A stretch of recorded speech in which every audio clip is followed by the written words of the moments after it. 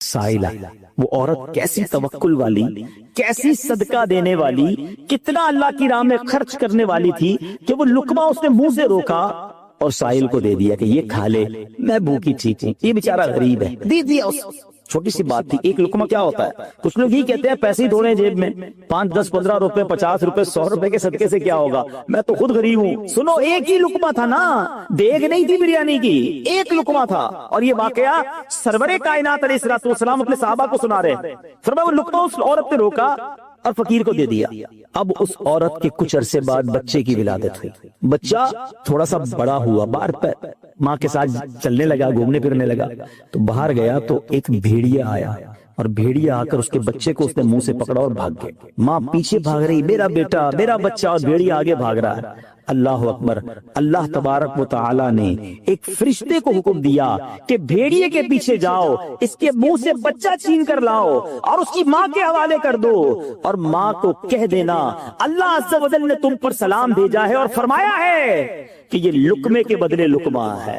بات آئی سمجھ میں؟ اپنا لقمہ جو تم نے میری راہ میں دیا تھا، بھیڑیا کے لقمے سے تمہارے بیٹے کو بچایا ہے تمہارے رب نے، اللہ نے سلام بھیجا ہے۔ اے میرے بیٹے اسلامی بھائیو، یہ حدیث بتا رہی ہے کہ گناہ، نیکی جو تھوڑی سی بھی ہو نا، وہ ضائع نہیں کی جاتی، وہ اللہ کے یہاں محفوظ ہے۔ جمعے کے خطبے میں ایک حدیث سنتے ہیں، البر لا یبلا والذنب لا ینسا والدیان لا یموت۔ سن لو، نیکی پرانی نہیں ہوتی، گناہ بھلایا نہیں جاتا، اور فیصلہ کرنے والا جو رب عز و جل ہے اسے موت نہیں آتی ہے۔ اب ہمیں سوچنا ہے کہ ہم نیکی کر بھی رہے ہیں کہ نہیں، کہ گناہ کر کر کے اپنے اکاؤنٹ کو بھری جا رہے ہیں۔ یہ چھوٹے چھوٹے صدقے جب جب موقع ملے نا، ماشاءاللہ ہم جمعہ پڑھنے جاتے ہیں، کل بھی جائیں گے، مسجدوں میں ہم نے دیکھا ہوگا مسجد کا ڈبہ آتا ہے سامنے، کچھ نہ کچھ ڈال دیا کرو اس نیت کے ساتھ کہ یار تھوڑے اور جمع کرا دوں اپنی آخرت میں، تھوڑے اور اپنے پیسے جمع کرا، تھوڑے اور آگے چلے جائیں۔ اور یہ میں ایسے خود نہیں کہہ رہا، سبحان اللہ، میں آپ کو بڑی خوبصورت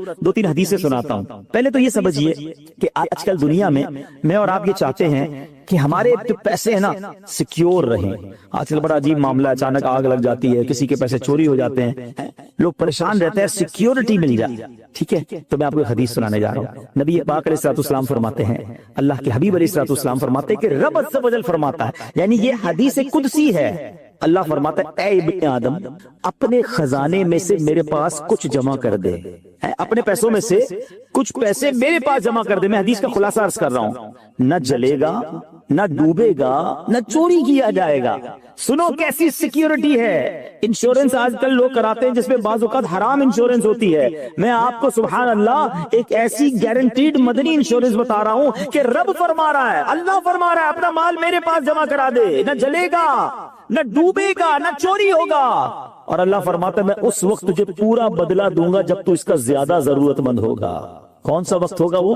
قیامت کا دن، جب بچہ ماں کے پاس جائے گا نا، ماں ایک نیکی دے دے، ماں پھنس گیا ہوں، ایک نیکی چاہیے، ماں اس ایک نیکی میں بھی بیٹے کی مدد نہیں کرے گی۔ ماں جائے گی اولاد کے پاس کہ بیٹا میرا ایک گناہ لے لو، اولاد کہے گا ماں سے کہ نہیں میں تمہاری مدد نہیں کر سکتا، باپ بیٹے کی ہیلپ نہیں کرے گا، ایسا حال۔ مگر کون حامی ہوگا؟ اللہ اکبر، میرے اعلیٰ حضرت سے پوچھو، فرماتے ہیں رضا ان کے سوا رضا کوئی حامی نہیں جہاں، کہاں؟ قیامت کے دن کیا ہوگا؟ ان کے سوا رضا کوئی حامی نہیں جہاں، گزرا کرے پسر پہ فدر کو خبر نہ ہو۔ بیٹے پہ گزرے گی، باپ بھی جواب نہیں دے گا۔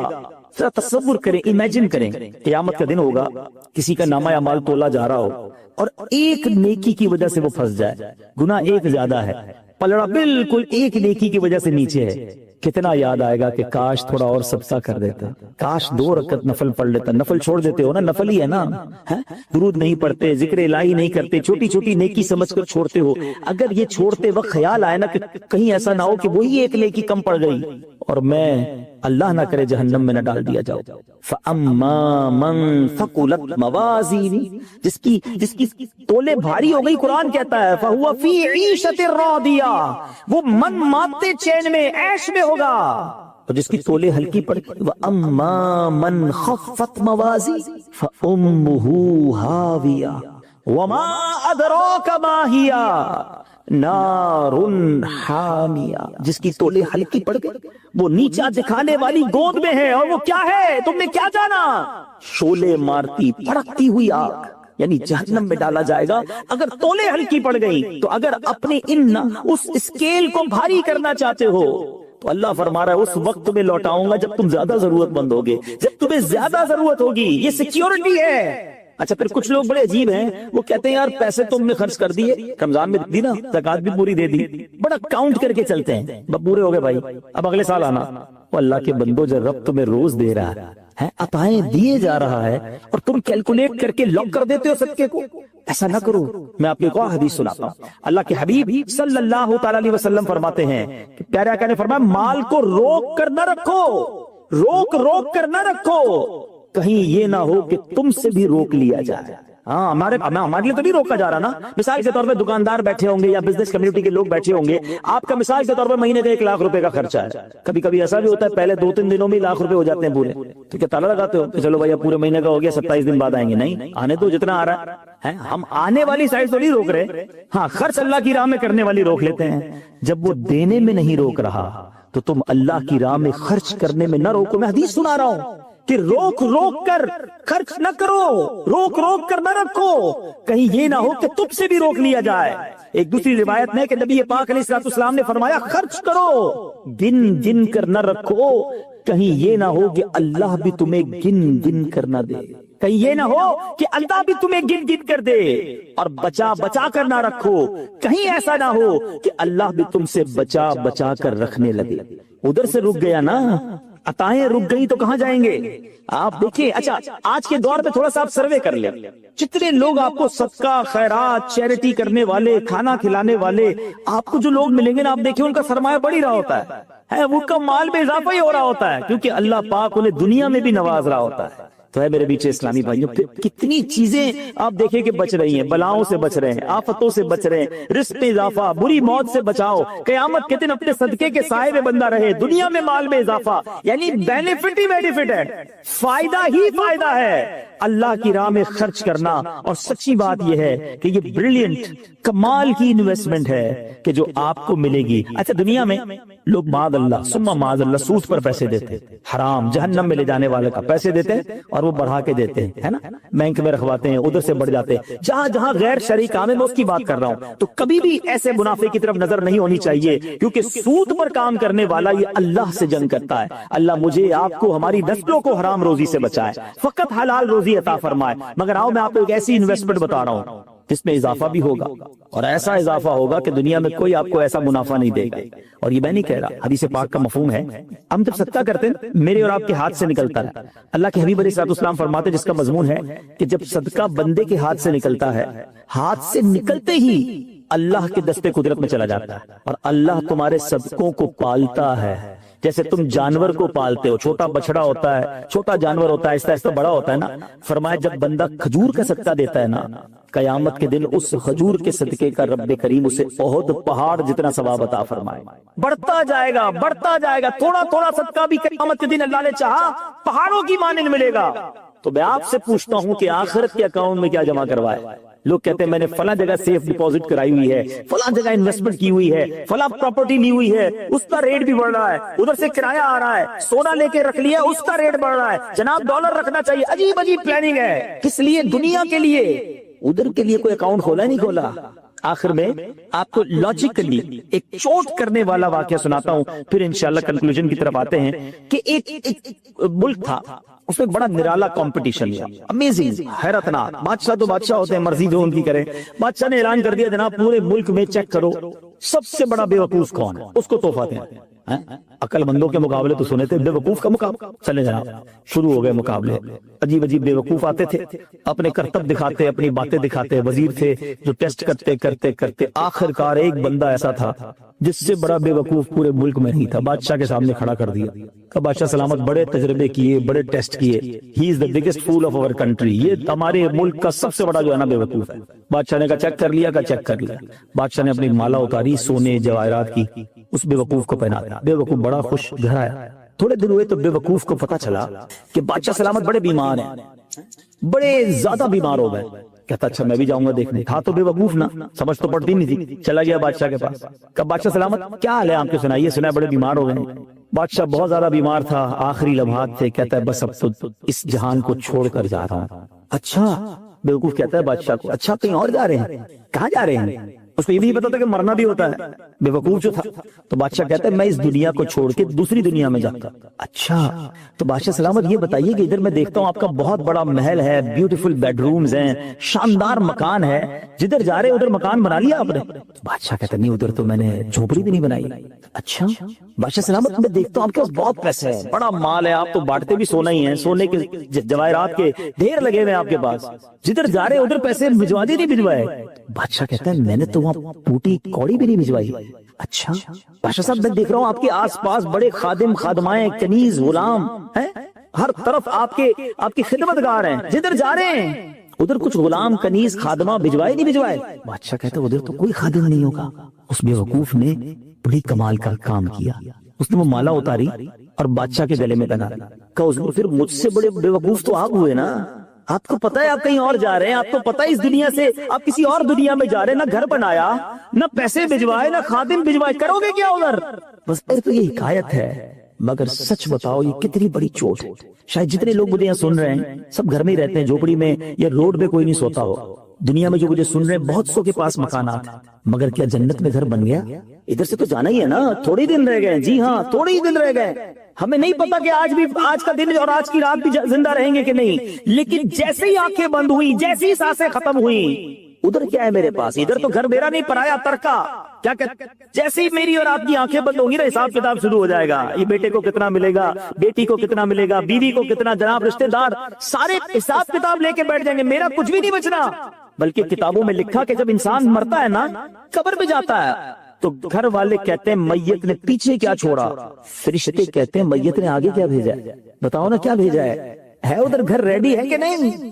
ادھر کچھ پیسے, ادھر کوئی ڈپوزٹ, جو اللہ فرما رہا ہے اپنا خزانہ میرے پاس جمع کروا, میں تجھے لوٹاؤں گا, میں نے جمع کروایا کہ نہیں؟ یہ سوچنے والی بات ہے. یہ سب ادھر رہ جائے گا. کتنا کھا لوں گا میں, کتنا پہن لوں گا, جو بڑا ہوا ادھر ہی رہ جانا ہے. ادھر بھیج دوں کیونکہ وہاں اکیلا ہوں گا, میرے اعمال تولے جائیں گے, اور مجھے پتا ہے گناہ ہی گناہ ہے, خطائیں ہی خطائیں ہیں. مارا جاؤں گا, پکڑا جاؤں گا, اگر اللہ صدقہ قبول کر لے, کچھ نیکیاں ایسی کر جاؤں جو آخرت کے اکاؤنٹ میں جمع ہو جائے.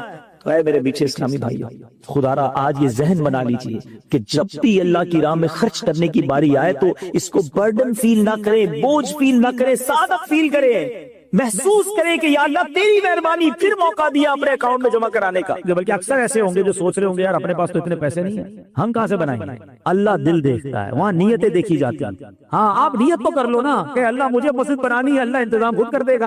میں جب اللہ کے گھر کو بنانے کی نیت کروں گا تو غیب کے خزانوں سے دینا اسی نے. اور ہاں انشاءاللہ آگے میں آپ کو حدیث سناؤں گا, اللہ کے حبیب علیہ الصلوۃ والسلام فرماتے ہیں جو اللہ کے لیے مسجد بنائے اللہ اس کے لیے جنت میں گھر بناتا ہے. اچھا پھر ایسا نہیں ہے کہ بڑی مسجد بنائے کروڑوں روپے کی, نہیں. ایک اور حدیث پاک ہے جس کا مضمون ہے جو چڑیا کے گھونسلے جتنی بھی حدیث بنائے اللہ, چڑیا کے گھونسلے جتنی بھی مسجد بنائے اللہ قریب اسے بھی جنت میں گھر عطا فرمائے.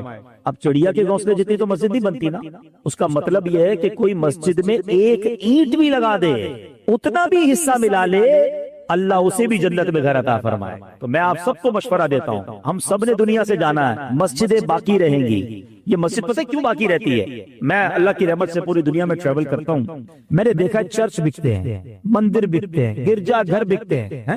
یہودیوں کی عبادت گاہ بھی اب تو بکنا شروع ہو گئی, مسجد نہیں بکتی ہے. وہ بک بھی نہیں سکتی ہے, کیوں؟ کسی کی پراپرٹی نہیں بچتی نا. ہم کیا کہتے ہیں جب مسجد کو وقف کرتے ہیں, وقف اللہ. اس کا مطلب کیا ہوا؟ ہم کہتے ہیں بھائی یہ پلاٹ آپ کا تھا اب ان کے نام ہو گیا, ان کا تھا تو ان کے نام ہو گیا, اب یہ مالکانہ حقوق انہیں مل گئے. یہ ایکچولی اللہ کے نام ہو جاتا ہے, یہ اللہ کے لیے وقف ہو جاتا ہے. دنیا میں کوئی اس کا مالک نہیں ہے. اس پراپرٹی کا مالک کون ہو جاتا ہے؟ ویسے تو ساری کائنات کا مالک وہی ہے, مگر یہ اللہ کے لیے وقف ہو جاتی ہے. اب یہ قیامت تک کے لیے مسجد ہو جائے گی. آپ کو 1400 سال سے مسجدیں نظر آ رہی ہیں. مسجد قباء موجود ہے نا, مسجد نبی موجود ہے. کب بنی تھی؟ 1400 سال پہلے. پلاٹ, پلازے, بلڈنگیں ختم ہو جاتے ہیں, مسجدیں قیامت تک باقی رہتی ہیں. اللہ کرے کہ یہ انویسٹمنٹ ہمیں سمجھ آ جائے. میں تو ان کو بھی کہوں گا جنہوں نے مسجد بنائی ہے کہ ایک پہ آپ نے بھی نہیں رکنا ہے. اللہ نے یہ کام کروا لیا, آپ نوٹ کر لیں انشاءاللہ، میں تو سب سے کئیوں سے بات کی ہے، جس نے بھی مسجد بنائی ہے نا اللہ نے وہ مال تو اسے دنیا میں ملٹی پلائی کر کے دے ہی دینا ہے، یہ تو واپس آ جائے گا، آ بھی چکا ہوگا یا آنے والا ہوگا۔ ہاں کیونکہ آخرت میں جنت کا گھر الگ ملے گا، ادھر ملٹیپلیکیشن الگ ہے، تو یہ اللہ سے کاروبار کر کے آپ بھی دیکھ لو۔ اور سبحان اللہ میں ایک اور مشورہ دیتا ہوں کہ جب دعوت اسلامی والے مسجد بنائے نا تب تو سبحان اللہ آپ نے سمجھنا یہ لاٹری لگ رہی ہے، کیونکہ دعوت اسلامی والے مسجد نہیں بناتے، ثواب کی پوری فیکٹری لگاتے ہیں۔ ابھی میں ان سے مشورہ کر رہا، دیکھیں ابھی تو آج پہلی نماز ہوئی ہے نا، ہم نے پتہ کیا سوچنا شروع کر دیا ہے، بیسمنٹ میں کیا ہوگا، انشاءاللہ ہم پلان کر رہے ہیں کہ بیسمنٹ میں ہماری اسلامی بہنوں کا اجتماع ہوگا، بیسمنٹ میں اسلامی بہنوں کا جامعۃ المدینہ لگے گا، یعنی نیچے خواتین کی ثواب کی فیکٹری لگ جائے گی، یہاں انشاءاللہ نمازیں ہو رہی ہوں گی، اللہ نے چاہے اس کی سیکنڈ تھرڈ فلور پہ جا کے اب انشاءاللہ یہاں کے بچوں کے لیے جو درس نظامی کی کلاسیں ہیں اور بھی ہو سکتے ہیں بہت سارے کورسز ہم ڈیزائن کریں، ورنہ نارملی مسجد بنتی ہے نماز ہو رہی ہوتی ہے، یہاں درس شروع ہو جائے گا، یہاں مدرسۃ المدینہ بالغان شروع ہو جائے گا، اللہ نے چاہا یا قافلے آنا شروع ہو جائیں گے، رمضان چل رہا ہے آخر میں اعتکاف شروع ہو جائے گا، تھوڑے دنوں بعد ہو سکتا ہے یا کوئی کورس اناؤنس ہو جائے کہ جناب 3 دن کا کورس ہے، آئیے عبادت کرتے ہیں، کورس سیکھتے ہیں، تو بنانے والوں کے تو وارے نیارے ہو گئے نا کہ ہر وقت ثواب کا بیٹر جاری ہے۔ تو دعوت اسلامی والے جب مسجد دنیا میں کہیں بنائے، میرا آپ کو مشورہ ہے کہ وہ آپ کے پاس آئے نہ آئے، آپ خود آگے بڑھیں کہ یار تھوڑا حصہ میرا بھی ملا لو یار، میری ماں کے نام پر، میرے والد کے نام پر، آپ کی مہربانی مجھے پارٹنر بنا لو، کیونکہ یہ قیامت تک ثواب چلتا رہے گا اور مجھے بھی اس کا ثواب ملتا رہے گا۔ اللہ ہماری دعوت اسلامی کو سلامت رکھے۔ اس مسجد کو بنانے والوں کو سر پہنچ گئی یہ کیسا بندہ ہے، تو عرض کیا گیا یہ وہ شخص ہے جس میں 3 صفات ہے۔ اب غور کیجئے گا، یعنی آپ سوچیں جس کا مقام عرش الہی کے نور تک پہنچنا ہو، ٹھیک ہے، آپ سمجھیے، پہلے میں آپ کو سمجھاتا ہوں یہ سٹیٹس کیا ہے۔ بارے شریعت میں ہے کہ مسلمانوں کی روحیں جو ہیں وہ مختلف مقامات پر رہتی ہیں، جیسا اس کا رتبہ، جیسا اس کی زندگی کے اعمال، ویسا اس کی روح کو مقام ملتا ہے۔ بعض لوگوں کی روحیں قبروں میں رہتی ہیں، بعض لوگوں کی روحیں جو ہے زمزم شریف کے کنویں میں رہتی ہیں، بعض مرحومین وہ ہوتے ہیں جن کی روح زمین و آسمان کے درمیان ہوتی ہے، کسی کی پہلے آسمان، کسی کی دوسرے، کسی کی تیسرے، چوتھے، پانچویں، چھٹے، ساتویں آسمان، جیسا مرتبہ ایسا اس کی روح کو عروج ملتا ہے۔ اور بعض کی آسمانوں سے بھی بلند، بعض روحیں عرش کے نیچے قندیلوں میں رہتی ہیں، بعض کی اعلیٰ علیین میں رہتی ہیں۔ ہم اللہ سے دعا کرتے ہیں اللہ ہم جب دنیا سے جائیں ہماری روح کو اعلیٰ علیین میں جگہ عطا فرما۔ امیر اہل سنت کا بہت پیارا شعر ہے نا، آئیے مل کے پڑھ لیتے ہیں۔ اعلیٰ علیین میں یا رب اسے دینا جگہ، روح چل دے جب نکل کر بے کسو مجبور کی۔ تو اب سوچئے کہ یہ بندہ کیسا ہے کہ عرش کے نور میں لپٹا ہوا ہے۔ تو 3 اس کی خصلتیں، اب غور کر لیجئے یہ 3 عادتیں کتنی کمال کی ہیں، اور ہم ان عادتوں کو اپنا رہے ہیں یا نہیں اپنا رہے، تو آج اتنی مبارک رات، خوشی کی رات۔ میرا ایک ماننا ہے کہ آپ کے یا میرے گھر کا افتتاح ہو یا میرے کاروبار کا افتتاح ہو اور پہلا دن ہو، میں نے دیکھا فرسٹ ڈے کاروبار کا افتتاح کرنے والے بھی ڈسکاؤنٹ دیتے ہیں، کہتے ہیں سارے گیسٹ آج خوش ہو کر جائیں، پہلا میرے گھر کا دن ہے، جو آئے مہمان کو میں اچھا کھلاؤں پلاؤں، خوش کر کے بھیجوں۔ آج کس کے گھر کا افتتاح ہے؟ اللہ خالی ہاتھ نہیں لوٹائے گا۔ ہاں آج سمجھ لو مانگنے کی رات ہے، ہاں آج رحمتیں لوٹنے کی رات ہے، آج سب کو ملے گا، کیونکہ قریب کے گھر کا افتتاح ہے نا۔ آج دنیا والے کے گھر کا افتتاح ہو، اس کے کسی کاروبار کا افتتاح ہو، وہ آنے والوں کو نوازتا ہے، تو میں تو قریب کے گھر میں آیا ہوں، خالی ہاتھ کیسے جاؤں گا؟ تو آج اچھی نیتیں کر کے جانا ہے۔ تو اب یہ 3 کام یاد کر لیں۔ کیا فرمایا؟ اس کی 3 خصلتیں، نبی پاک کو عرض کیا کہ حضور یہ 3 کام کرتا تھا۔ اس کی زبان ہمیشہ ذکر الہی سے تر رہتی تھی۔ نمبر 2، اس کا دل مسجد ہی میں لگا رہتا تھا۔ اور نمبر 3، اس کی وجہ سے کبھی اس کے والدین کو برا بھلا نہیں کہا گیا۔ اب غور کیجئے یہ 3 اوصاف ہمارے اندر ہیں کہ نہیں؟ کیا ہم ذکر الہی کرتے ہیں؟ کیا ہماری زبان ذکر و درود سے تر ہوتی ہے؟ آج کتنے دن گزر جاتے ہیں ہم ذکر الہی نہیں کرتے۔ آپ کو پتا ہے سب سے افضل ذکر کیا؟ حدیث پاک میں فرمایا افضل الذکر لا الہ الا اللہ۔ اچھا تمنا ہم سب کی ہے کہ مرتے وقت ہم سب کو کلمہ نصیب ہو، لیکن اگر میں آپ سے پوچھوں کہ آج پورے دن میں کتنی بار کلمہ پڑھا ہے، پچھلے پورے ہفتے میں کتنی بار کلمہ پڑھا ہے، سوچیں۔ مرتے وقت کلمہ چاہیے، زندگی میں کوئی کلمہ پڑھنے کے لیے تیار نہیں، فضول باتیں گھنٹوں کروا لیں، اتنی بحث کرتے لوگ، دنیا بھر کے عجیب عجیب ریٹ معلوم کر رہے ہیں۔ آج کا سونے کا دام یہ بہت سونا ہائی جا رہا ہے، ڈسکس کیا ہو رہا ہے؟ گولڈ ڈسکس ہو رہا ہے۔ بھائی تم کو لینا ہے کچھ گولڈ؟ لینا نہیں، ایسی چیک کرتا ہوں، اتنا ٹائم ہے۔ آج پیٹرول کا دام یہ، انٹرنیشنل اسٹاک ایکسچینج یہ، بھائی کیا کرنا ہے اس کا جس کا فائدہ کوئی نہیں؟ اتنی دیر کلمہ پڑھ لیتے ہیں نا بھائی، اتنی دیر درود پاک پڑھ لیتے ہیں، اتنی دیر کوئی اور اللہ کا ذکر کر لیتے۔ ذکر الہی نہیں کرنا، باتیں کروا لو گھنٹوں، چائے کے ہوٹل پر بیٹھیں گے 1 گھنٹے تک چائے پوری نہیں ہوگی، ٹائم بہت ہے، ٹائم نہیں ہے تو ذکر الہی کا ٹائم ہے۔ اللہ قرآن میں سنو کیا فرماتا ہے، اللہ کے حبیب، اللہ کے پیارے کلام میں اللہ فرماتا ہے یا ایھا الذین آمنوا اذکروا، یا ایھا الذین، اللہ الحمدللہ، اللہ اکبر۔ کتنی دیر لگی؟ 10 سیکنڈ میں لگے، ٹھیک ہے؟ 10 سیکنڈ میں کتنے پیسے کما لیتے ہو بھائی؟ کبھی سوچئے گا، جتنا بھی بڑا آپ کا کاروبار ہے، آپ مہینے کا کروڑ روپے کماتے ہو، ملٹی پلائی کریں، ڈیوائیڈ کریں، 10 سیکنڈ میں کتنے بناتا ہوں؟ چند روپے بنیں گے، مشکل سے شاید چند روپے بھی نہیں بنیں گے، لیکن ہم سب نے، اللہ قبول فرمائے، تو ہم سب نے یہاں بیٹھے بیٹھے کیا کما لیا؟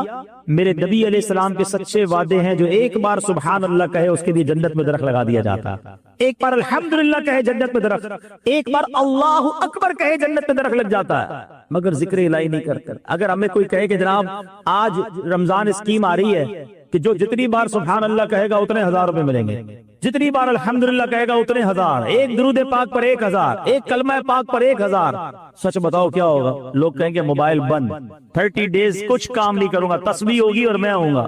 یار دنیا کے پیسے کے لیے ہم تیار ہو جائیں اور ہر سبحان اللہ پر جنت کا ایک درخت ہے، ہم کیوں تیار نہیں ہوتے؟ تو پلیز یہ غور کیجئے کہ وہ نور، عرش کے نور میں لپٹا ہوا شخص کون تھا جس کی زبان ذکر الہی سے تر رہتی تھی؟ اور ذکر الہی کا ایک اور انداز کیا ہے کہ ہم اپنی باڈی کا بھی ذکر کریں۔ پتہ ہے پوری باڈی ذکر کب کرتی ہے؟ جب آپ نماز پڑھتے ہیں۔ یہ اللہ کا شکر بھی ہے اور یہ ذکر، یہ بدن کا ذکر ہے، پورا آپ ود ایکشن اللہ کا ذکر کر رہے ہیں نا، تلاوت بھی کر رہے ہیں، رکوع بھی کر رہے ہیں، تسبیح بھی پڑھ رہے ہیں، سجدہ بھی کر رہے ہیں۔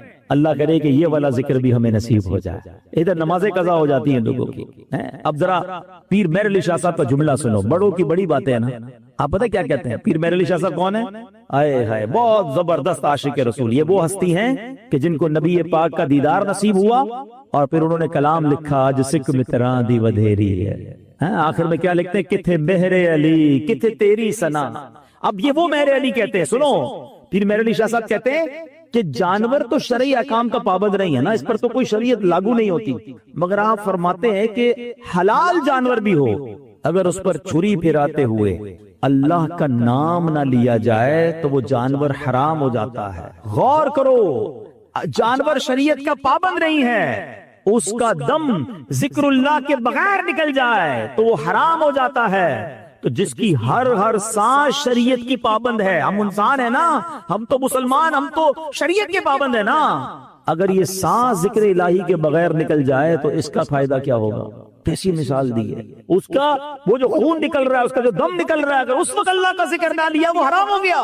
ہمارا تو دن رات ذکر الہی کے بغیر چلتا ہے، فکر ہی کوئی نہیں ہے۔ اے میرے پیارے اسلام بھائیو، پلیز رمضان آ رہا ہے، بی پریپیئر۔ خدا کی قسم یہ اللہ کا بہت بڑا انعام ہم پر ہونے جا رہا ہے۔ ہم اللہ سے اس کے آج گھر میں افتتاح کی پہلی رات دعا کرتے ہیں، اللہ ہمیں خیر سے رمضان نصیب کیجیے مالک، رمضان سے پہلے ہم دنیا سے نہ جائیں، اور اللہ رمضان بھی صحت و عافیت کے ساتھ عطا کرنا۔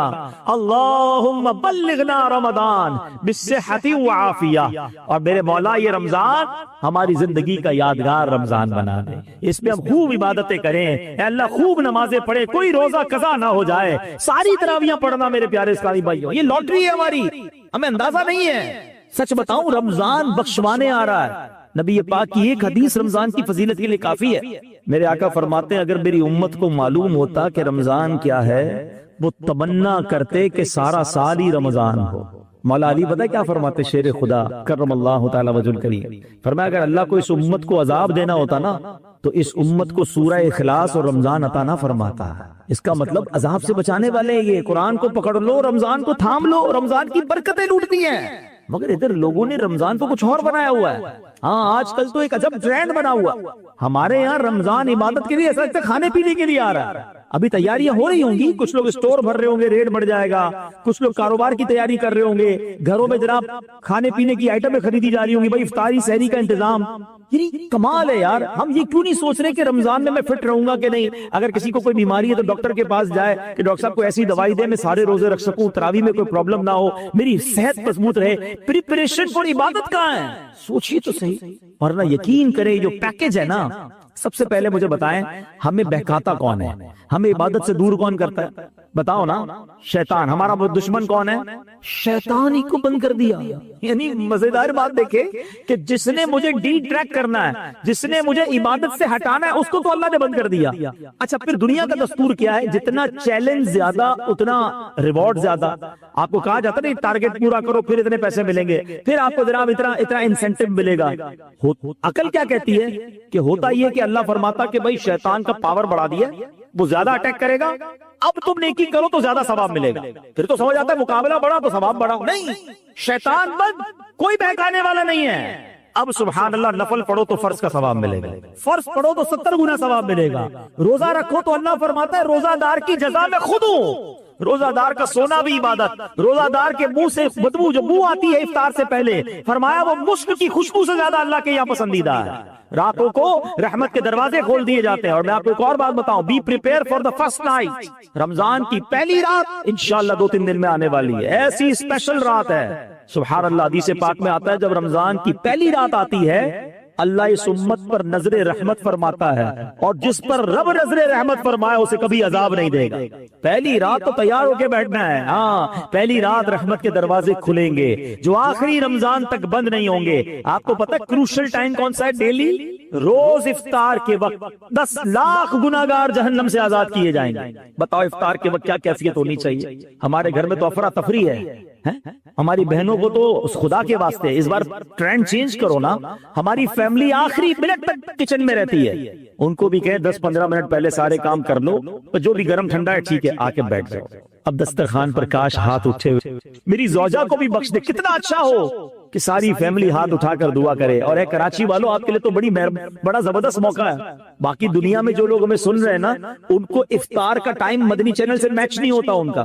ہم تو کراچی میں اور فیضان مدینہ میں افطار کے وقت سبحان اللہ کیا منظر ہوتا ہے. آپ کو پتا ہے 5000 لوگ اعتکاف میں بیٹھ رہے ہیں. پوری دنیا سے 5000 افراد آ رہے ہیں, اور ان کو انشاءاللہ ہم پلان کر رہے ہیں. اب 5000 افراد اگر انشاءاللہ بیٹھیں گے اور ان کے ہاتھ اٹھے ہوں گے اور اللہ کے ولی کے ساتھ وہ دعائیں کر رہے ہوتے ہیں, اگر ہم بھی اپنے گھر پہ یا تو وہاں پہنچ جائیں, وہاں نہیں آ سکتے تو مدنی چینل پر سارے گھر والے مل کر دعا میں شامل ہو. یہ 10 لاکھ گناہگار بخشے جا رہے ہیں. پلیز اس کی تیاری کرنی ہے. آپ کو بتائیں رمضان میں ہر سجدے پر, حدیث پاک کا مضمون ہے, 1500 نیکیاں دی جاتی ہیں, اور ہر سجدے پر جنت میں سرخ یاقوت کا ایک گھر عطا فرمایا جائے گا.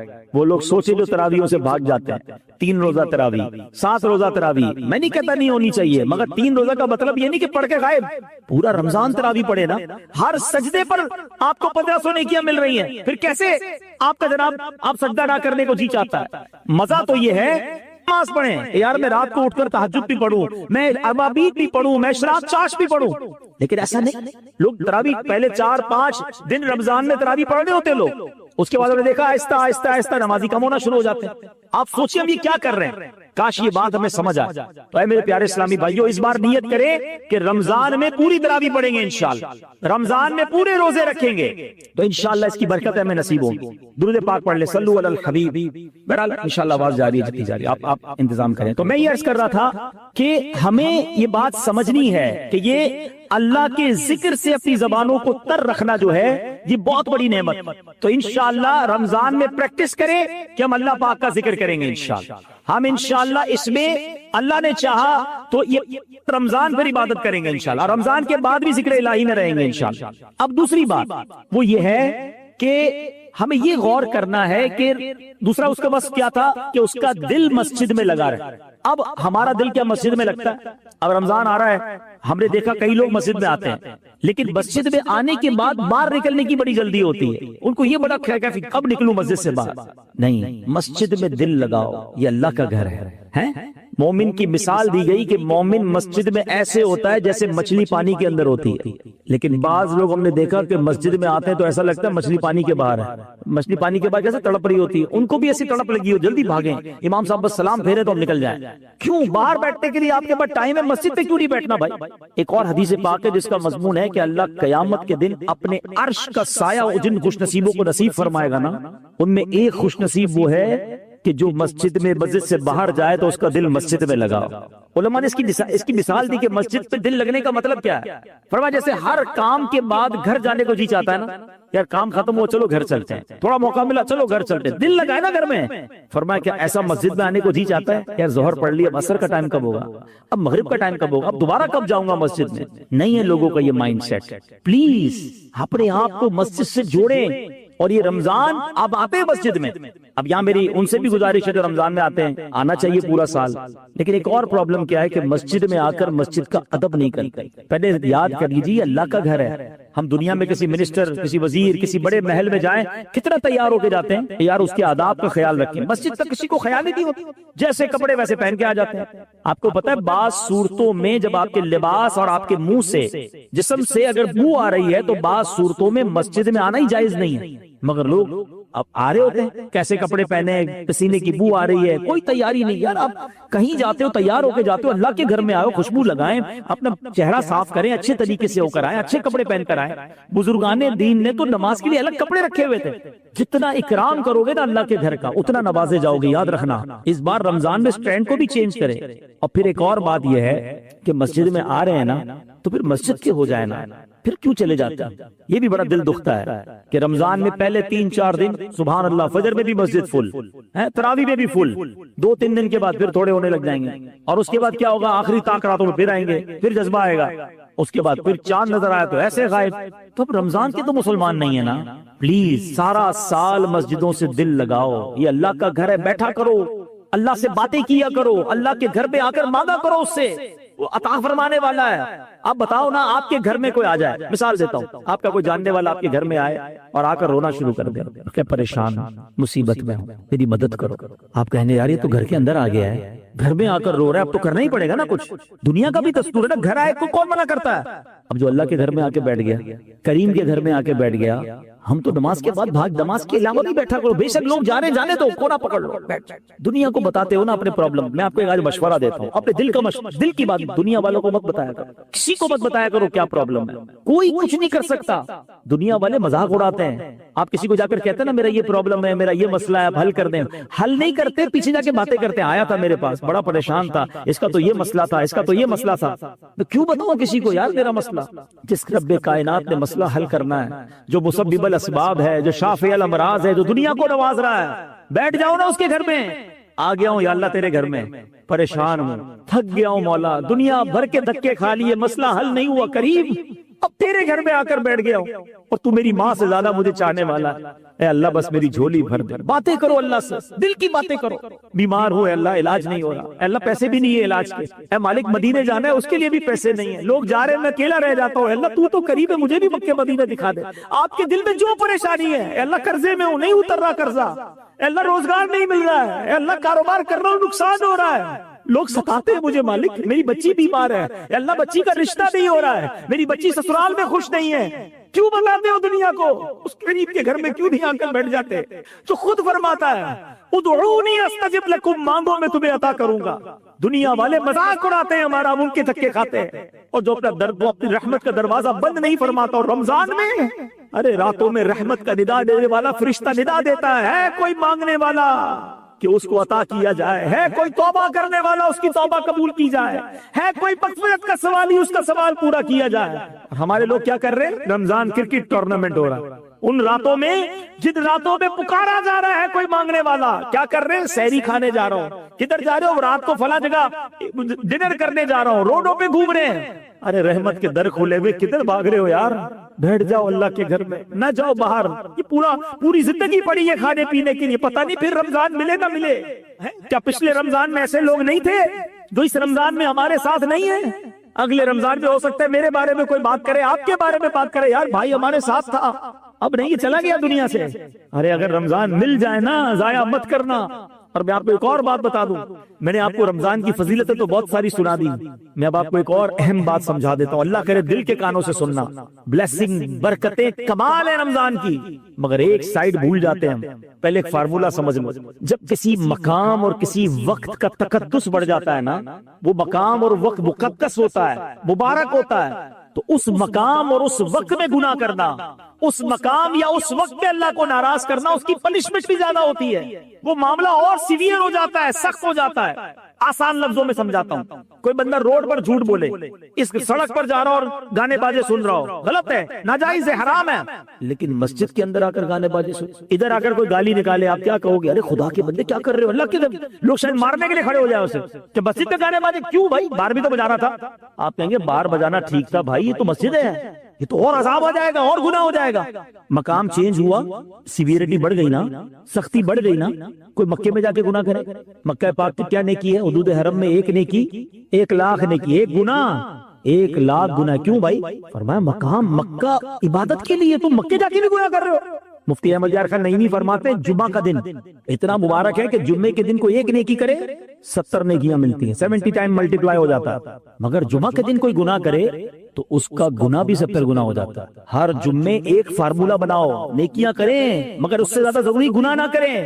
یہ الگ ٹاپک ہے کہ کئی ملکوں میں، کئی پاکستان کے شہروں میں جمعہ چھٹی ہے نا، تو جمعرات ہو گئی ویکینڈ نائٹ، تو لوگ جمعرات کو بھی زیادہ گناہ کر رہے ہیں، جمعے کو بھی زیادہ گناہ کر رہے ہیں کیونکہ چھٹی کا دن ہے۔ ارے اللہ کے بندوں، وہ چھٹی اس لیے دی گئی تھی زیادہ عبادت کرتے، مگر یہ حال ہے ہمارا۔ مگر اب آؤ رمضان میں گناہ کرنے کا مطلب سمجھتے؟ ہاں یہ سمجھ لو، حدیث پاک کا مضمون ہے جو رمضان میں ایک گناہ کرے اس کے 1 سال کے اعمال برباد کر دیے جائیں گے، ایک گناہ۔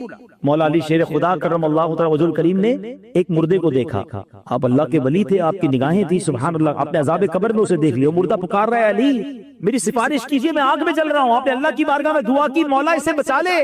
ارشاد ہوا اے علی اس کی سفارش نہ کریں، کیونکہ یہ رمضان میں دن میں تو روزے رکھتا تھا، رات گناہوں سے باز نہیں آتا تھا۔ روزہ رکھنے والے کو عذاب دیا جا رہا ہے، کیوں کہ رات گناہوں میں بیتتی تھی۔ ہم سوچیں، ہم میں سے بہت سارے لوگ ہیں جو روزے رکھتے ہیں، بڑی اچھی بات ہے، روزہ قضا نہیں ہونا چاہیے، تراویح بھی پڑھ لیتے ہوں گے، مگر گناہ سے بچ رہے کہ نہیں بچ رہے، یہ زیادہ ضروری ہے۔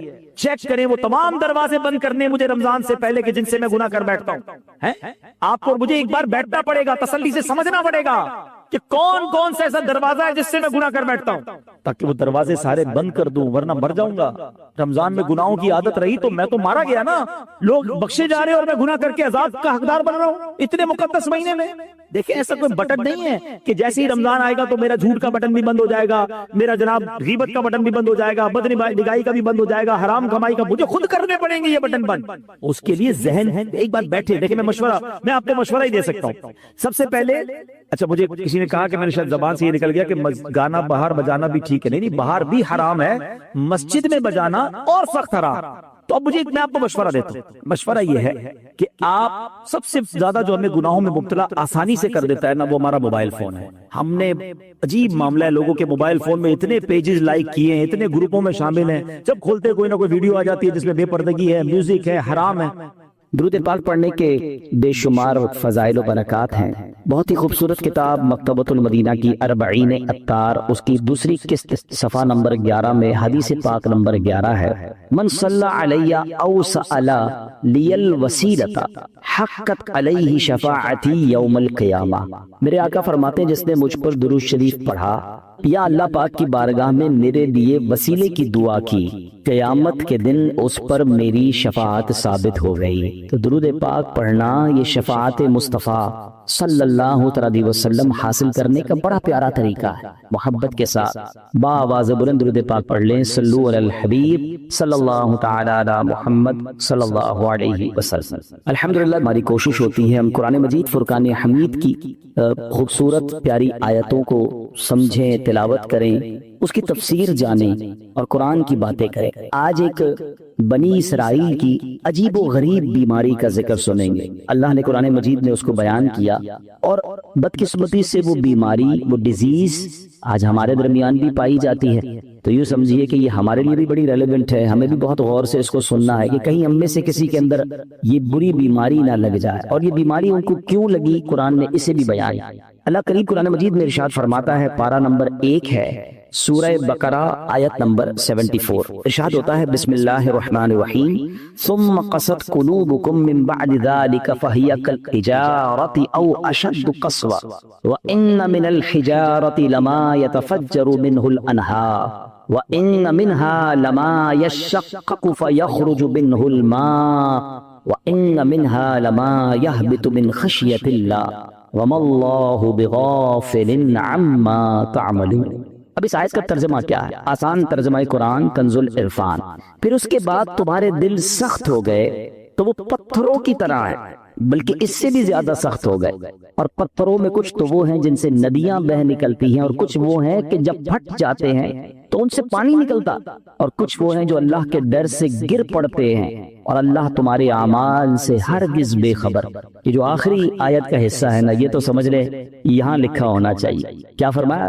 وَمَا اللَّهُ بِغَافِلٍ عَمَّا تَعْمَلُونَ، جان لو کہ اللہ تمہارے اعمال سے ہرگز بے خبر نہیں ہے، جو کچھ ہم کر رہے ہیں نا سب اللہ دیکھ رہا ہے۔ ہم بعض اوقات لوگوں سے، رشتہ داروں سے، دوستوں سے چھپانے کی کوشش کر رہے ہوتے ہیں، شہر تبدیل کریں گے، علاقہ تبدیل کریں گے، دروازہ بند کر دیں گے، دنیا میں کوئی نہ دیکھ لے۔ بار بار قرآن انڈیکیٹ کر رہا، وَمَا اللَّهُ بِغَافِلٍ عَمَّا تَعْمَلُونَ، اللہ تمہارے اعمال سے ہرگز بے خبر نہیں، وہ دیکھ رہا ہے۔ تو کاش یہ خیال دل میں راسخ ہو جائے کہ میں جو کچھ کرتا ہوں اچھا کر رہا ہوں یا برا کر رہا ہوں، رب دیکھ۔ اچھے کام میں بھی اچھا عجیب ہیں ہم لوگ نا، برے کام میں لوگ نہ دیکھ لیں اس کی ٹینشن، اچھے کام میں لوگ کیوں نہیں دیکھ رہے اس کی ٹینشن، کسی طرح لوگوں تک پہنچا دوں کہ میں نے کوئی اچھا کام کیا ہے۔ اگر یہ ذہن بن جائے نا کہ دنیا دیکھے نہ دیکھے اللہ دیکھ رہا ہے، اچھا کروں گا تو اجر اسی سے لینا، اور اللہ نہ کرے برا کروں گا تو سزا بھی اسی نے دینی ہے، تو خیال تو اس کا زیادہ ہونا چاہیے نا، خیال دنیا والوں کا۔ تو بہرحال اب آتے ہیں اس بیماری اور اس آیت کی طرف۔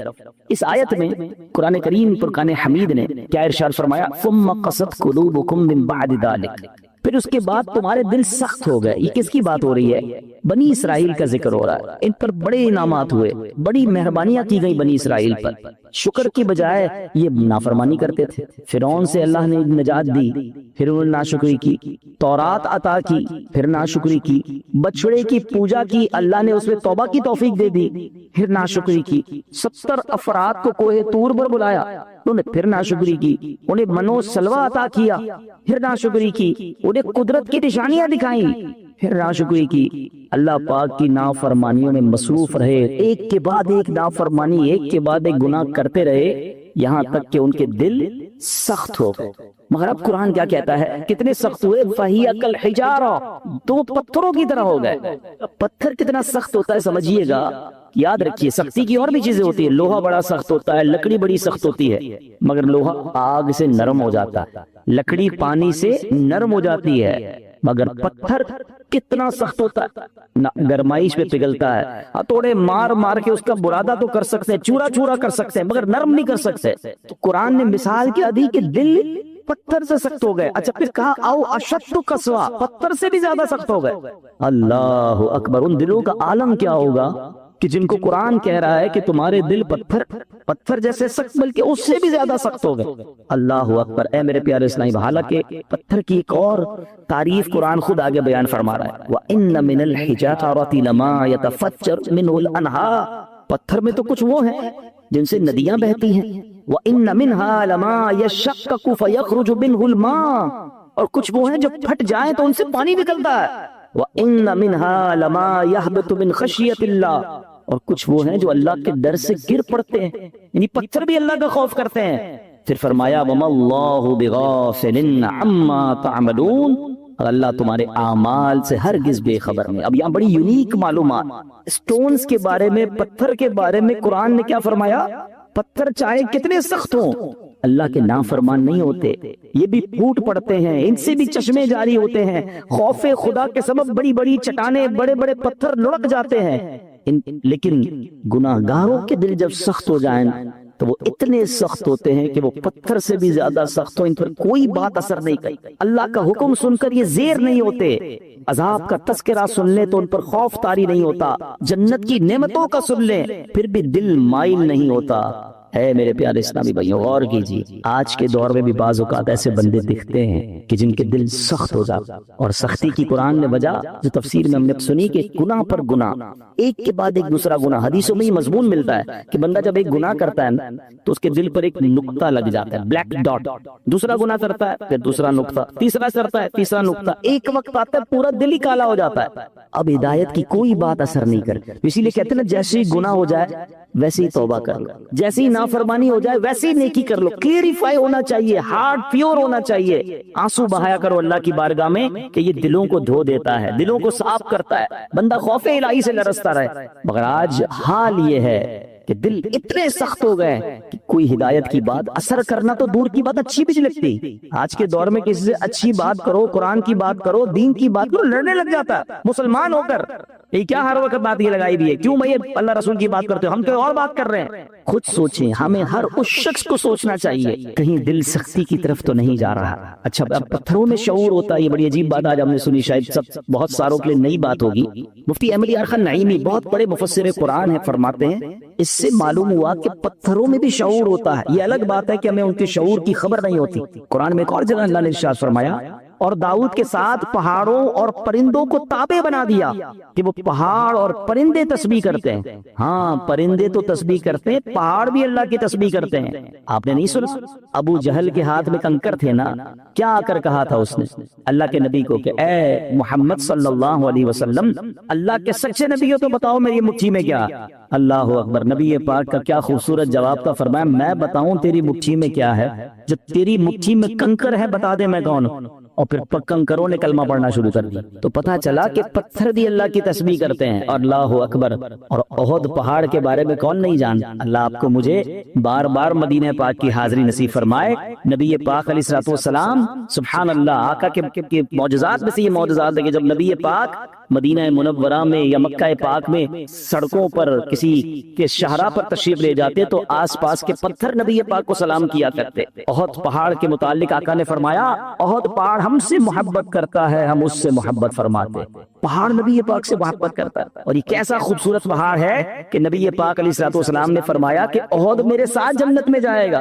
اب یہاں علماء نے اور خوبصورت بات کی کہ پہاڑ نبی پاک سے محبت کرے تو جنت میں جائے، تو جب امتی محبت کرے تو اس کا تو عالم ہی کچھ اور ہو۔ تو محبت رسول یہ جنت میں جانے کا سبب ہے۔ مگر جو ہمارا ٹاپک ہے کہ اللہ کی عطا سے یہ پہاڑ، یہ پتھر بھی رب کی تسبیح کرتے ہیں، ان میں بھی شعور ہوتا ہے۔ اللہ اکبر، اور احد کے پہاڑ کی تو یہ فضیلت ہے کہ ایک جگہ نبی پاک علیہ الصلوۃ والسلام نے فرمایا، جب تم احد پہاڑ کے پاس آؤ فَكُلُوا مِن شَجَرِهِ، اس پر اگنے والے درخت کے پتے بطور تبرک کھا لیا کرو۔ اور پھر فرمایا، اگرچہ احد پہاڑ پر اگنے والے درخت کے صرف کانٹے ہی ملے، اگر پتے نہ ملے تو کانٹے چبا لیا کرو۔ اب یہاں تبرک کی دلیل بھی ملتی ہے، بھائی کانٹا کھانے سے کیا فائدہ ہوگا، پتا کھانے سے کیا فائدہ ہوگا، مگر چونکہ یہ جنتی پہاڑ ہے تو آقا نے فرمایا اس سے کچھ نہ کچھ کھا لیا کرو، تبرک لیا کر۔ اب پہاڑ مبارک کیسے ہو گیا کہ یہ پہاڑ نبی پاک سے محبت کرنے والے۔ تو ہم دوبارہ آتے ہیں پیارے اسلامی بھائیوں کہ ایک تو ہم نے یہ سنا قرآن کہتا ہے کہ کچھ پہاڑ پھٹ پڑتے ہیں، کچھ میں سے نہریں جاری ہوتی ہیں، کچھ سے پانی جاری ہوتی ہے، کچھ خوف خدا سے گر پڑتے ہیں۔ ایک بار امام ابو القاسم کشیری رحمۃ اللہ تعالی لکھتے ہیں کہ اللہ پاک کے ایک نبی کہیں سے گزر رہے تھے، آپ نے چھوٹا سا پتھر دیکھا، مگر اس چھوٹے سے پتھر سے مسلسل پانی بہ رہا تھا۔ آپ بڑے حیران ہوئے، اللہ پاک نے اس پتھر کو بولنے کی طاقت عطا فرمائی، اور پتھر کہتا ہے کہ اے اللہ پاک کے نبی، جب سے میں نے سنا ہے معلوم ہوا ہے کہ جہنم کا ایندھن آدمی اور پتھر ہے۔ قرآن کہتا ہے نا، اے ایمان والو اپنے آپ کو اپنے گھر والوں کو جہنم کی آگ سے بچاؤ جس کا ایندھن آدمی اور پتھر ہے۔ تو ہم آدمیوں پر تو پتہ نہیں اثر ہوا نہیں ہوا، وہ پتھر کہتا ہے جب سے مجھے معلوم ہوا ہے کہ جہنم میں پتھر ڈالے جائیں گے، جب سے میں رو رہا ہوں، جب سے خوف خدا کے حالت سے میری حالت بری ہے، اور یہ جو میرے اندر سے آپ پانی نکلتا دیکھ رہے ہیں یہ خوف خدا کے باعث ہے۔ آپ اللہ کے نبی تھے، آپ نے اللہ کی بارگاہ میں دعا کی اور اللہ پاک نے یا اللہ اس پتھر کو جہنم سے محفوظ فرما، دعا قبول ہو گئی۔ اب چلے جائے کہیں واپس آئے تو پھر اس پتھر سے پانی نکل رہا تھا، تو آپ نے کہا کہ اب تو تمہیں جہنم سے آزادی کی خوشخبری مل گئی، پھر کیوں رو رہے ہو؟ پتھر کو اللہ نے پھر قوت گویائی دی، کہتا ہے ذالک کان بکاء الحزن والخوف وہذا بکاء الشکر والسرور، کہتے حضور پہلے جو آنسو تھے وہ غم اور تکلیف کے تھے، اب جو آنسو ہیں وہ خوشی کے آنسو ہیں کہ اللہ نے جہنم سے آزاد۔ تو یہ اللہ کی مخلوقات ہیں، اللہ پاک، یہ دنیا میں ہر طرف رب کا ذکر ہو رہا ہے، یہ اشرف المخلوقات کہلانے والا ہی غافل ہو جاتا ہے، حالانکہ ہم مجھے اور آپ کو بنایا ہی اللہ کی عبادت کے لیے۔ دیکھیں نا، ہر چیز کے بارے میں ہم یہ جاننے کی کوشش کرتے ہیں what is the reason of the creation. Mobile کیوں بنا ہے؟ بات کرنے کے لیے بنا ہے، اگر اس میں بات کرنے کی صلاحیت ختم ہو جائے، کوئی فنکشن نہ چلے، کیا کریں گے؟ موبائل پر گاربیج کر دیں گے۔ نہیں، پین کیوں چلتا ہے؟ پین کیوں بنا؟ لکھنے کے لیے، لکھنا ہی نہ، انک ختم ہو جائے کیا کرتے ہو؟ پھر بھی لگاتے ہو، پھینک دیتے ہیں۔ جو چیز جس لیے بنائی گئی اگر وہ کام نہ کرے تو اسے ڈسپوز کر دیا جاتا ہے۔ ہمیں کیوں بنایا گیا؟ کبھی سوچا آپ؟ قرآن بتائے گا نا، ہمیں بنایا اللہ نے تو اللہ ہی فرمائے گا نا کیوں بنایا، واٹ از دا ریزن۔ قرآن میں رب فرماتا وما خلقت الجن والانس الا لیعبدون، ہم نے نہیں بنایا انسان اور جنات کو، بس دیر از اونلی ون ریزن، الا لیعبدون، ہم نے اپنی عبادت کے لیے بنایا۔ یعنی میں اور آپ بنے اللہ کی عبادت کے لیے، کام کچھ اور کر رہے ہیں۔ نمازیں ہماری قضا ہو رہی ہیں، روزے بہت بڑی تعداد میں لوگ نہیں رکھ رہے، اللہ کی عبادت سے دور، حالانکہ بنایا اس لیے گیا۔ اور یہ پتھر کا واقعہ آپ نے سنا کہ یہ اس لیے رو رہا ہے کہ کہیں جہنم میں ڈال نہ دیا جائے۔ کبھی ہمارے آنسو بہے، کبھی ہمیں یہ خیال آیا کہ کہیں مجھے جہنم میں نہ ڈال دیا جائے، کہیں مجھے ایندھن نہ بنا دیا جائے جہنم کا۔ اللہ اکبر۔ اب آئیے بیان میں، جیسے میں نے شروع میں کہا کہ ایک بیماری کا ذکر ہوگا، اللہ اس بیماری سے بچائے، اور وہ بیماری ہے دل کی سختی۔ کیا کہا قرآن نے؟ ثم قست قلوبکم من بعد ذلک فہی کالحجارۃ او اشد قسوا، پھر اس کے بعد تمہارے دل سخت ہو گئے تو وہ پتھروں کی طرح ہیں، بلکہ ان سے بھی زیادہ ہیں۔ اب دل کتنا اہمیت، کتنا امپورٹنٹ پارٹ ہے ہماری باڈی کا۔ پیارے آقا علیہ الصلوۃ والسلام حدیث پاک میں ایک جگہ ارشاد فرماتے ہیں جسم میں ایک خون کا لوتھڑا ہے، وہ ٹھیک ہو جائے سارا جسم ٹھیک ہو جائے، اور جب وہ لوتھڑا بگڑ جائے گا تو سارا جسم بگڑ گا۔ سن لو، وہ لوتھڑا، وہ پارٹ آف دا باڈی بدعہ کیا ہے؟ وہ قلب ہے، وہ دل۔ تو دل کا خیال میڈیکلی تو لوگ رکھ رہے ہیں، یار کولیسٹرول نہ ہو جائے، ہارٹ اٹیک نہ ہو جائے، بلڈ پریشر نہ ہو جائے، والوز بند نہ ہو جائے، وینز کھلی رہیں، بڑا خیال ہے۔ ٹھیک ہے، یہ تو ظاہری اس دل کی کیفیت ہے نا، مگر اگر اس دل میں ایمانی نہ ہو، اس دل میں معاذ اللہ سختی آ جائے، ہدایت کی کوئی بات ہی اثر نہ کرے، یہ دل معاذ اللہ غیبت، چغلی، بغض، کینہ، تکبر اور برائیوں کی آماجگاہ بن جائے تو یہ تو برباد کر دے گا نا، ایمان برباد کر دے گا۔ ہمیں جان لینے والے مرض کا ڈر ہے، ہم ڈسکس بھی کرتے ہیں، ڈاکٹر کے پاس بھی جاتے ہیں، ٹیسٹ بھی کراتے ہیں، جناب بتائیں ہارٹ اٹیک نہ ہو، میری باڈی ٹھیک ہے، کتنی ایکسرسائز کرنی ہے، everybody talk about it. وہ کیوں؟ کہ جان چلی جائے گی نا۔ مگر مجھے بتاؤ، جان جانا زیادہ خطرناک ہے یا ایمان جانا زیادہ خطرناک ہے؟ جان تو ویسے ہی جانی ہے، آج نہیں تو کل چلی جائے گی، مرنا تو ہے ہی، اس سے تو کوئی نہیں بچ سکتا، مگر ایمان سلامت رہ کر قبر میں جانا یہ زیادہ ضروری ہے نا۔ تو یہ حدیث بھی بتا رہی ہے، قرآن کی آیتیں بھی بتا رہی ہیں کہ دل صاف ہونا چاہیے، دل اللہ کی رحمتوں کے نزول کی جگہ ہونی چاہیے، مگر جن کے دل سخت ہو گئے ہیں وہ اور کریں۔ اب آئیے میرے پیارے اسلامی بھائیوں، حدیث پاک، یہ دل کی سختی سزا کتنی بڑی ہے۔ اللہ کے نبی علیہ الصلوۃ والسلام فرماتے، ترمذی شریف کی حدیث ہے، ان ابعد الناس من اللہ قلب القاسی، فرماتے سخت دل والا سب سے بڑھ کر اللہ سے دور ہے۔ Nobody talk about it، کوئی بات ہی نہیں کرتا، ارے دل سخت ہے، یہ دل نرم ہے، اگر دل سخت ہو گیا نا تو پھر اللہ سے سب سے زیادہ دور وہ ہو جائے گا۔ حضرت مالک بن دینار جیسی عظیم ہستی کا فرمان سنو، فرماتے بندوں کو جو سزائیں دی جاتی ہیں ان میں سب سے بڑی سزا یہ ہے کہ بندے کا دل سخت کر دیا ہے، نہ نماز میں دل لگے، نہ تلاوت میں دل لگے، نہ دعا میں آنسو بہیں ہیں، نہ ہدایت کی بات اچھی لگے۔ لوگ نعتیں سن کر رو رہے ہوتے ہیں اور ہم کہتے ہیں بند کرو یار، مزہ نہیں آ رہا، یعنی کوئی اچھی بات دل پر اثر نہیں کر رہی تو چیک کرو یار، یہ دل سخت تو نہیں ہو گیا، دروازہ تو بند نہیں ہو گیا، یہ سب سے بڑی سزا ہے۔ حضرت مالک بن دینار کہتے ہیں بندے کو جو سب سے بڑی سزا دی جاتی ہے وہ اس کا دل سخت ہو جاتا ہے۔ کسی مسلمان کو تکلیف میں دیکھ کر ہمیں تکلیف محسوس کیوں نہیں ہو رہی ہے؟ کوئی بیچارہ غریب پریشان ہے، اس کو دیکھ کر مجھے فیل کیوں نہیں ہو رہا؟ اگر ہو رہا ہے اللہ کا شکر ادا کرے، اگر مسجد میں آنے کو جی چاہتا ہے اللہ کا شکر ادا کرے، اور مسجد میں آ کر بھاگنے کو جی چاہتا ہے